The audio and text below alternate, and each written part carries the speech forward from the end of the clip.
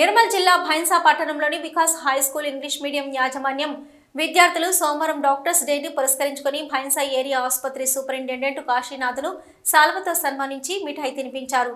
అనంతరం పాఠశాలలో నిర్వహించిన కార్యక్రమంలో ప్రముఖ వైద్యులు రామకృష్ణ గౌడ్, నాగేష్ పాల్గొని విద్యార్థులకు ఆరోగ్యం పట్ల పలు జాగ్రత్తలు వహించాలని సూచించారు.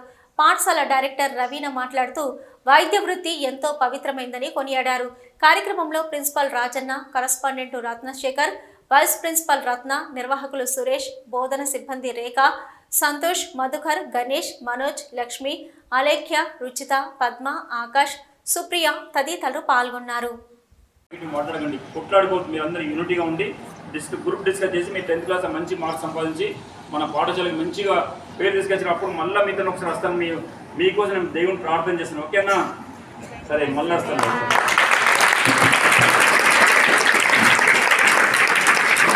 కానీ ఇంకా ఏదైనా పని చేసేటప్పుడు కానీ మనం ఆరోగ్యం బాగున్నప్పుడు చేయగలుగుతాం. ఒకవేళ మనం అన్ఫిట్గా ఉన్నామనుకో, అనారోగ్య పాలైనప్పుడు మనం చదవడం కానీ, మరి టీచర్స్ టీచింగ్ చేయడం కానీ, శ్రామికులు శ్రమ చేయడం కానీ, ఎవరైనా కానీ ఆరోగ్యం బాగలేకుంటే మనం ఏం చేయలేము.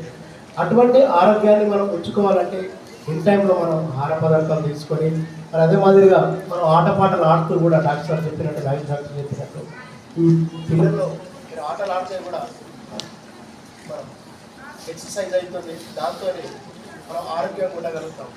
మరి అదే మాదిరిగా మనం ఈ రోజులలో ఎదగాలంటే డాక్టర్ చెప్పాడు, విద్యార్థి దశ నుంచే మనం ఏ స్థాయికి వెళ్ళాలన్నా కూడా మనం హార్డ్ వర్క్ చేసి కష్టపడి పట్టుదలతో ఎన్నో అపజయాలు కలుగుతాయి. డాక్టర్ అన్నట్టు డాక్టర్ చెప్పినట్టు విద్యార్థి దశలో ఎన్నో పరాజయాలు జరుగుతాయి, ఎన్నో అవమానాలు జరుగుతాయి.